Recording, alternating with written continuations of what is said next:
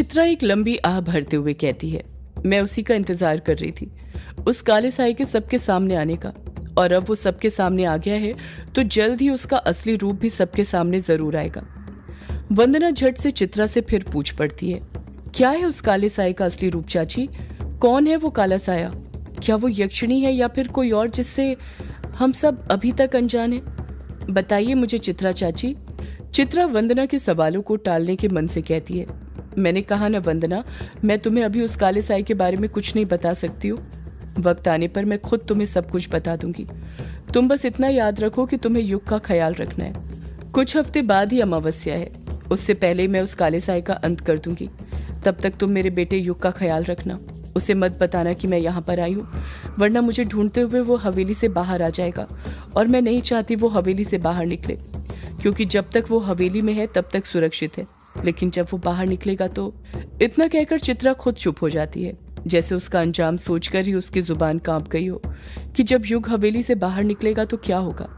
चित्रा वंदना का हाथ थामते हुए कहती है, वंदना मुझसे वादा कर कि तू युग को नहीं बताएगी कि मैं आ गई हूँ। वंदना मन में सोचती है, अब मैं चाची को कैसे बताऊं? इससे पहले भी जब उन्होंने किसी को भी उनके बारे में कुछ भी बताने से मना किया था तो वो सब मैं पहले ही सबको बता चुकी हूँ। युग की कसम देने के कारण मैं मजबूर थी। अब ये बात मैं चाची को कैसे बताऊं कि उनसे पहले किया हुआ वादा मैं तोड़ चुकी हूँ। अगर ये बात मैंने चाची को बता दी तो उनका मुझ पर से विश्वास उठ जाएगा। मैं ऐसा नहीं चाहती हूँ। वंदना दुविधा में पड़ जाती है। उसकी समझ में नहीं आ रहा था कि वो चित्रा को सब कुछ बताए या ना बताए। वंदना परेशान होते हुए मन में सोचती है, अब मैं क्या करूं? चाची को युग की कसम देकर वादा तोड़ने वाली बात बताऊं या नहीं बताऊं? वंदना इस बारे में कुछ फैसला ले पाती उससे पहले ही चित्रा फिर वंदना पर दबाव बनाते हुए उससे कहती है, तुम कहाँ खो गई वंदना? मुझसे वादा करो कि तुम मेरे बेटे युग को कुछ नहीं बताओगी। उसे नहीं बताओगी कि मैं यहाँ पर आ गई हूँ। उसे हवेली में रोके रखोगी अमावस्या तक। वंदना अपने दूसरे हाथ से चित्रा का हाथ थामते हुए कहती है, मैं आपसे वादा करती हूँ चाची कि चाहे कुछ भी हो जाए मैं युग को नहीं बताऊंगी कि आप यहाँ पर आ गई हैं और मुझसे मिली थी। मैं ये बात राज ही रखूंगी। वंदना ने सोच लिया था कि इस बार युग अगर उसे अपनी कसम भी दे दे तो भी वो चित्रा से किया हुआ वादा नहीं तोड़ने वाली थी। वो दोबारा उसका भरोसा नहीं तोड़ना चाहती थी। युग को लेकर चित्रा और वंदना के बीच बातें चली रही थी कि तभी वंदना के दिमाग में युग की वो कहानी का ख्याल आने लग जाता है जो उसने लिखी थी। वंदना को याद आने लग जाता है कि उस कहानी में ऐसा लिखा हुआ था कि चित्रा प्रशांत के साथ भाग गई थी और तो और जाने से पहले एक रात उन दोनों ने ग्रेवयार्ड कोठी में साथ में भी बिताई थी, जिस कारण उन दोनों के मोबाइल ग्रेवयार्ड कोठी में ही छूट गए थे। वंदना हिचकिचाहट के साथ अपने दिल पर हाथ रखते हुए चित्रा से पूछती है, मैं आपसे कुछ नहीं पूछूंगी चाची, आप बस मेरे एक सवाल का जवाब दे दीजिए, क्योंकि इस सवाल का जवाब पाए बिना ना मुझे चैन मिलने वाला है और ना किसी चीज में मन लगने वाला है। इस सवाल का जवाब पाना मेरे लिए बहुत जरूरी है चाची, बहुत जरूरी। वंदना की बातें सुनकर एक पल के लिए चित्रा भी हैरान रह गई थी कि ऐसा कौन सा सवाल था जिसका जवाब पाना वंदना के लिए इतना जरूरी था। चित्रा वंदना को एकटक देखते हुए उससे कहती है, कहो वंदना, क्या पूछना है तुम्हें मुझसे? वंदना चित्रा की आंखों में देखते हुए अपने दिल पर हाथ रखते हुए बड़ी ही हिम्मत के साथ चित्रा से पूछती है, क्या ये सच है कि जब अनुराग चाचा युग को शहर में बोर्डिंग स्कूल छोड़ने के लिए गए थे तो उनके जाने के बाद आपने प्रशांत भैया को कॉल करके ग्रेवयार्ड कोठी बुलाया था? जैसे ही वंदना ये बात बोलती है चित्रा वंदना को घूरने लग जाती है। उसके चेहरे के एक्सप्रेशन देखकर ऐसा लग रहा था जैसे वंदना ने उससे कोई ऐसी बात पूछ ली हो जो वो नहीं चाहती थी कि किसी को भी पता चले। वंदना की बात सुनकर चित्रा के पैरों तले जमीन खिसक गई थी। चित्रा झट से पलट कर कहती है, तुम्हें यह बात कैसे पता चली वंदना? वंदना चित्रा को एकटक देखते हुए कहती है, इसका मतलब ये हुआ कि ये बात सच है, आपने प्रशांत भैया को कॉल करके ग्रेवयार्ड कोठी बुलाया था अनुराग चाचा के चले जाने के बाद। चित्रा खामोशी के साथ वंदना से अपनी नजरें चुराने लग जाती है, उसके सवालों से बचने की कोशिश करने लग जाती है। वंदना के मन में और भी कई सारे सवाल चलने लग गए थे चित्रा और प्रशांत को लेकर, पर उसके समझ में नहीं आ रहा था कि वो ये सवाल चित्रा से कैसे पूछे। उसे खुद चित्रा से वो सवाल पूछने में शर्म आ रही थी, पर जैसे तैसे हिम्मत करके वंदना अपने दिल पर हाथ रखते हुए फिर चित्रा से पूछ पड़ती है, अगर ये सच है कि आपने प्रशांत भैया को अकेले में ग्रेवयार्ड कोठी बुलाया था तो क्या फिर ये भी सच है कि आपने और प्रशांत भैया ने वो रात एक साथ ग्रेवयार्ड कोठी में बिताई थी? वंदना की बातें सुनकर चित्रा बुरी तरह चिढ़ गई थी।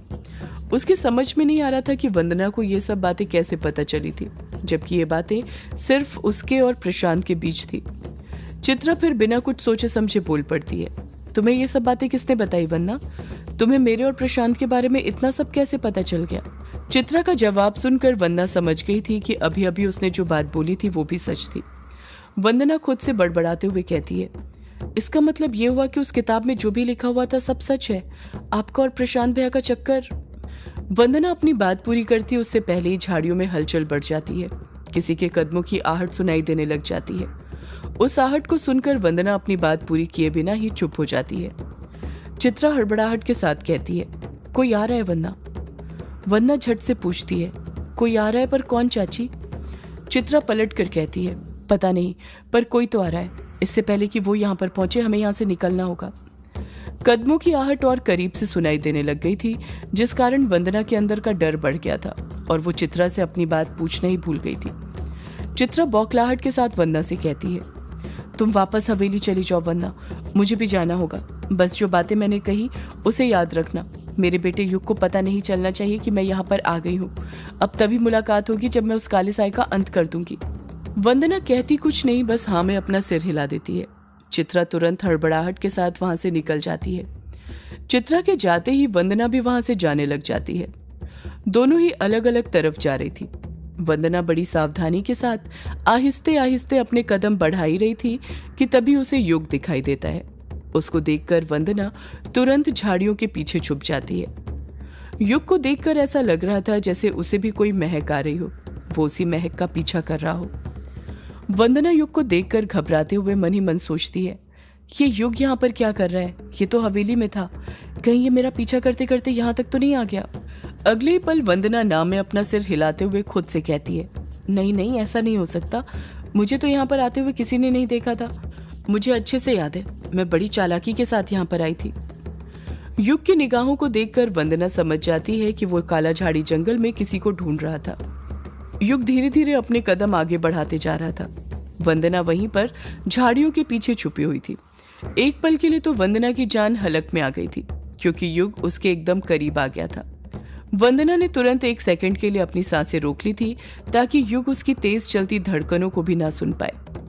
युग उसके आगे खड़ा ही हुआ था कि उसे दूसरी तरफ से फिर कदमों की आहट सुनाई देती है और वो उस ओर अपने कदम बढ़ाने लग जाता है।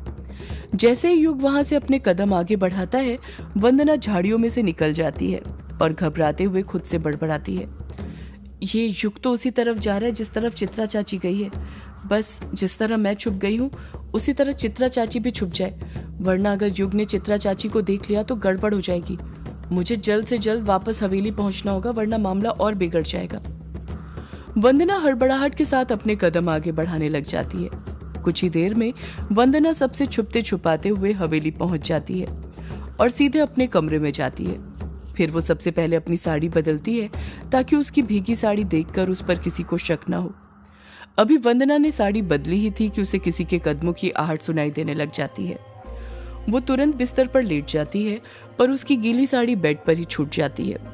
उसके कुछ देर बाद ही युग और उसके बाकी के दोस्त कमरे के अंदर आ जाते हैं। ये सब बताते हुए तारा अतीत की यादों में से बाहर आ जाती है। इस वक्त तारा वंदना के कमरे में थी और उसने युग और उसके दोस्तों को वो सब बातें बता दी थी जो वंदना ने चित्रा से की थी। तारा के मुंह से वो सारी बातें सुनकर वंदना हैरान रह गई थी। वो तो अभी भी सदमे में थी। उसे अभी भी समझ नहीं आ रहा था कि तारा को ये सब बातें कैसे पता चल गई थी। आखिर तारा के पास ऐसी कौन सी शक्ति थी जिससे वो लोगों का हाथ पकड़कर उनके अतीत में झांक सकती थी। तारा की बातें सुनकर सिर्फ वंदना की बोलती बंद नहीं हुई थी, बल्कि वहां पर मौजूद बाकी सब लोगों की बोलती भी बंद हो गई थी। तारा की बात खत्म होने के कुछ पल बाद ही वंदना युग के पास जाती है और नम लहजे के साथ उससे कहती है, अब तो तुम्हें सब कुछ पता चल गया ना युग, कि क्यों मैं तुम्हें कुछ नहीं बता रही थी, क्यों मैं तुमसे सब कुछ छुपा रही थी। युग खामोशी के साथ खड़ा रहता है। उसने अपनी नजरें नीचे झुका ली थी। वंदना अपनी बात पूरी करती हुई युग से चीखते हुए कहती है, क्योंकि मुझे चाची ने तुम्हें कुछ भी बताने से मना किया था, मुझसे वादा मांगा था। तुम ही बताओ, अगर तुम मेरी जगह होते तो क्या करते? तोड़ देते किसी के साथ किया हुआ वादा?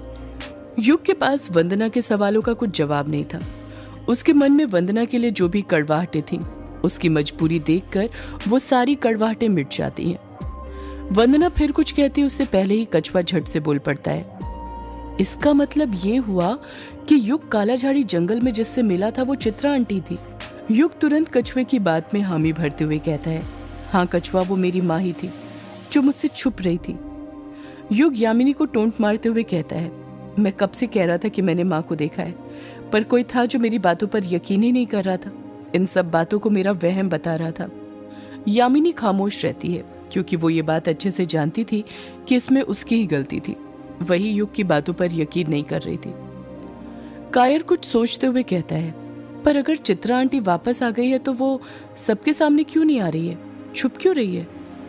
कछुआ कहता है, अब ये बात तो वही अच्छे से जानती है कि वो क्यों सबके सामने नहीं आ रही है, किस चीज का इंतजार कर रही है, और वो इतने सालों बाद क्यों आई है।